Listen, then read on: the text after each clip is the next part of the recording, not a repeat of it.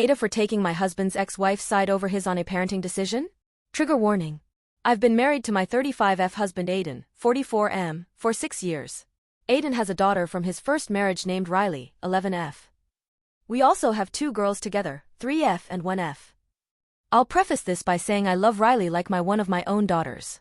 I've known her since she was 3, and she lives with us 50% of the time. Riley also has a special bond with me, I think in part because I'm an extra adult who loves her. I also leave the major parenting decisions and tough love to Aiden and his ex Madeline, 43F, and so we don't typically fight. Riley has always been a sweet girl and never gave us any trouble. Around 6 months ago, I noticed a lot of changes in Riley. She started crying a lot and yelling/throwing tantrums directed at Aiden. Madeline said Riley had been doing the same thing with her. A little over a month ago, Riley was staying at our house. We learned that she got a D- on a history test, which is unusual for her because she's always been a great student, i.e. she's in 8th grade math as a 6th grader. Aiden takes Riley's education seriously, and was very upset about this. He asked what happened, and she said she didn't want to study because it's boring and her grades don't even matter for college until she gets to high school. Aiden told Riley she was grounded for the weekend. I don't think he would have actually stuck to this, by the way. Riley started yelling and told Aiden that she hated him and that she doesn't want to live with us anymore.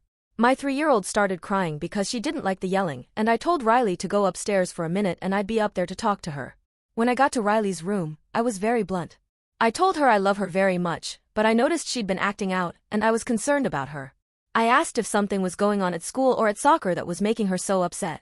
Riley said no, but started crying. I asked if something else was bothering her, and she nodded, but she was too upset to even speak. I honestly got a bit teary because I could see how distraught she was. After about half an hour of coaxing her, she told me that when went to see Aiden's parents over Christmas, one of her older male cousins, he's 17, made her do things she didn't want to do. She told me it happened again when he and his dad visited earlier in the summer in our backyard. Riley had always loved and been close to this cousin, but she told me she's very afraid of seeing him again. She didn't give me specifics about what happened, but I could tell it was sexual by some of the words she used and how embarrassed she was getting. Riley also told me that she wanted to tell her mom, but the cousin threatened to do the same thing to one of my daughters if she told anyone. I was obviously horrified and disgusted by this on so many levels. This was obviously devastating to hear, and I felt sick that this happened in our home. I told Riley that I'm so sorry that happened, but that I'm so proud she told me because now we can make sure he never hurts her again. I also told her that by telling me, she protected her little sisters too. Riley asked me not to tell her parents, and I told her I had to tell them because they need to know so they can protect her. Riley got very upset and begged me not to say anything. I think she was embarrassed and a bit worried something would happen to one of her sisters. I told her she has nothing to be ashamed of and that everyone is just going to love and support her, but she was clear she didn't want anyone to know. I was honest that I was going to speak with her mother and father but no one else, and Riley said she hated me and told me to leave her alone. I didn't want to leave her alone in that state, and so I told her I was going to sit with her for a little while longer, and she started yelling so loudly that Aiden came in and asked what was going on. I didn't tell him right then, but asked if he'd sit with Riley for a bit and he agreed. So I told Aiden and then we had a conversation with Madeline and they're both heartbroken. They called the police and have been cooperative with the prosecutor, that's a whole other issue, and are taking Riley to therapy several times a week. Riley is still furious with me and is taking a lot of her anger about the situation out on me. To be honest, I don't really mind. I'm just so upset this happened and want her to feel better. The one good thing is this has brought her closer to Madeline. She wants to be with her mom all the time now and is letting Madeline mother her for a change. I've been very impressed with how Madeline has been handling it, and she's really been there for Riley during this time. Yesterday, Aiden, Madeline, and I went to dinner to discuss Riley and how things are going. Madeline got a bit teary and told us that she's so happy Riley has such a good relationship with both of us and she always wants it to be that way, but Riley has been asking if she could live with her full time. Madeline explained that this has been hard on her and that Riley just finds a lot of comfort in being with her mother right now. Madeline suggested that Riley stay with her during the week and she could come over to see us and her sisters on Saturdays and Sundays. My first instinct was that I understood why Riley would want to be with her mom right now and I agreed that the stability of being in one house for a while might be good for her. Aiden didn't see it that way though.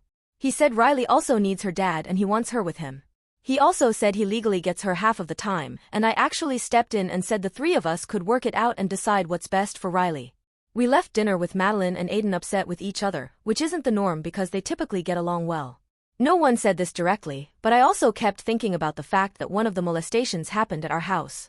I can imagine that in itself makes it hard for Riley to stay with us.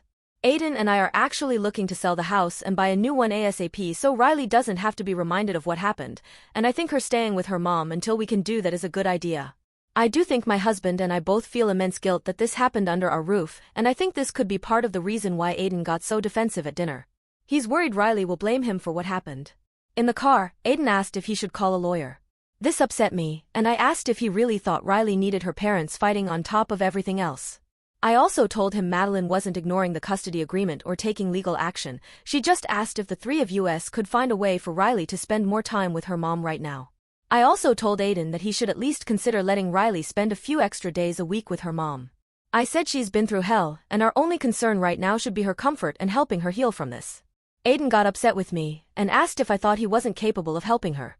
I said of course not, but she's a little girl and she wants her mom. Aiden then accused me of taking Madeline's side. I said we're all on the same side, and that's Riley's. My husband is still angry and is avoiding me.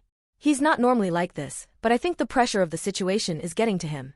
I didn't mean to upset him, but also, I think he should be more accommodating to what Riley wishes right now. AITA?